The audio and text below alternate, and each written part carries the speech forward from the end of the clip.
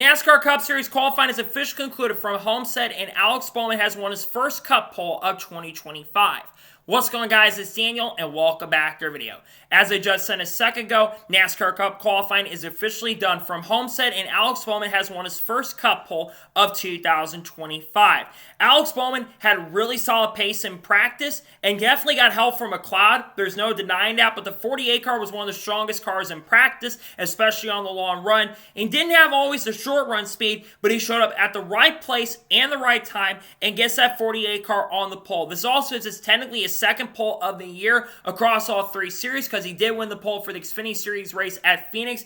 Alex Bowman's been really having a good start when it comes to starting up front, and the 48 car has shown some really strong pace. It's a really good speed to start the year, and I think that speed is definitely going to continue into the race tomorrow. Congratulations, Alex Bowman, on getting that first pole of the year. I'm telling you, Alex Bowman, he's been very consistent. I think he's got 4 top 10s in the first 5 races. He's going to be a major factor in the race tomorrow afternoon. Great speed from the 48 car, and again, the Hendrick cars look really strong in practice, and they all look pretty good in qualifying until they got out there, but nonetheless, really great speed from Bowman. Congrats to him on getting the pole. I look for Bowman to be a major factor. He's never won at Homestead before in the NASCAR Cup Series, never won in the top 3 series before. That could change tomorrow as Bowman looks to get his first oval win since Las Vegas in 2022. I expect him to be a major factor, contender to win. Congrats to Bowman on winning the pole.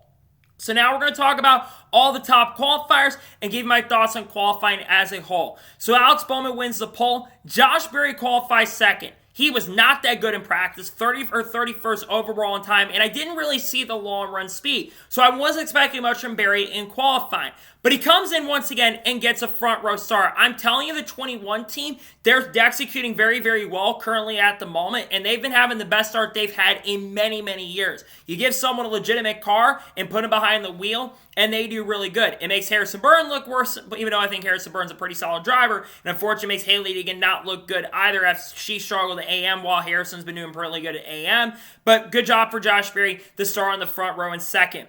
Third for Noah Gragson. I thought Noah Gragson was going to win the pole. Really impressed by the speed the 4 car showed, especially in practice today. Noah Gragson's going to be a sleeper. He's really good at Homestead. Great job from Noah. He'll be starting inside the top 3 in third place. Good speed for the number 4 car. Chase Briscoe qualified 4th. Much needed for Chase Briscoe. Best start he has had since when he won the pole at the Daytona 500. He's been up and down to start the year. He's had decent finishes, but has had a lot of bad luck to start the year. But he's starting inside the top 5 and 4th. Really good job for Briscoe to get a top 5 starting spot.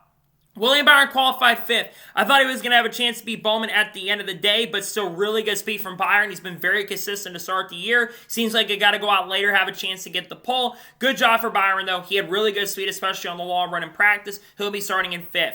Ryan Blaney qualified 6th. Ryan Blaney didn't have the good short run speed, really good long run speed. And he's starting up front. He's got some luck on his side, and he's starting inside the top 10. Blaney just needs a good run. He's been crashed out of the last 2 weeks. Engine issue at Phoenix. Comes home and will start in the top 10. Great job for Ryan Blaney. John Nemechek qualifies 7th. Really impressive speed from the 42 car. Legacy's been showing a lot more speed, especially in their qualifying trim. If it's not one, it's the other car. Does really, really good. Good job for Nemechek. He's always qualified really well at this track. He'll start inside the top 10. Austin qualified 8th. Good job from Cinder. Decent speed in qualifying. Really good run as well. Cinder's been having a much better start to this season compared to last year. The speed is there for him. Really good job for Austin Cinder. Bubba Wallace qualified 9th. Bubba Wallace had the fastest overall time in practice and had one of the 3 or 4 fastest cars on the 20-lap average. Really good speed from the 23 team. I think this could be the week that Bubba has a chance to go to victory lane. Bubba's been fast, just doesn't have the finishes to show for. He'll start inside the top 10 and 9. Great job from Bubba Wallace. And AJ Allmendinger qualifies 10th. I don't think that speed is unlegit. He showed really good speed, especially on the longer run. Didn't have as much fall off compared to a lot of people. And he'll start inside the top 10 and 10th. Great job from AJ, who's looking to have back-to-back top 10s after finishing last week in the top 10 at Las Vegas. Chris Buescher qualified 11th. Decent starting spot for Buescher, considering that his teammates kind of struggled in qualifying. He'll start up front. Joe Logano qualified 12th. I expect Logano to fall through the field because he had no speed at all in practice whatsoever, but he does get a decent starting spot, so there's some positive for Joey Logano. Ty Gibbs qualified 13th. Finally, Ty Gibbs showing up with speed. He has not had a lot of really good speed to start the year, but he's got really good long-run speed. I think he's a sleeper to win tomorrow, in all honesty, which could be the race that everything kind of goes his way. Decent for Gibbs to qualify inside the top 15.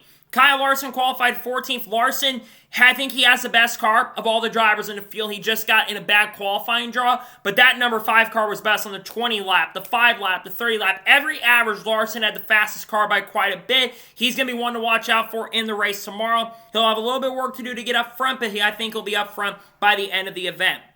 Carson Osborne qualifies 15th, solid for him. Chris Rebel qualifies back in 16th, not good long run speed, and have a lot of work to do in the race. Zane Smith qualified 17th. Chase Elliott qualified 18th. While he didn't have single run speed, the long run speed was good for the number 9 car. I think he'll be up front by the end. Riley Hearst qualified 19th. Tyler Reddick qualified 20th. Again, I expect Reddick to be a major factor to get up front by the end of the race. He's got a little bit of work to do, but I think he gets up there. Justin Ely qualified 21st. Kyle Busch, a little bit disappointing speed today. He qualified 22nd. Denny Hamlin, also disappointing, qualified in 23rd with that new Progressive sponsorship. Cole Custer qualified 24th. Ross Chastain's got a bit of work to do. He'll start 25th. Michael McDowell finished qualified 26th. 27th for Ricky Stenhouse Jr. 28th starting spot for Eric Jones. 29th for Todd Gillen. 30th for Austin Dillon in qualifying. Ryan Preece qualified back in 31st. Brad Keselowski continues to struggle immensely to start the year. He qualifies 32nd. Daniel Suarez, after a great finish last week in Las Vegas, he qualifies all the way back in 33rd.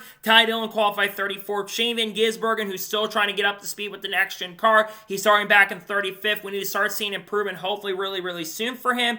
But I think there's a chance he could definitely run a lot better because his long run speed actually was not that far off compared to other people in the field. 36th for Cody Ware, and qualifying last in 37th was J.J. Yeley and the NY Racing Machine. So, let's talk about reactions from Cup Series qualifying.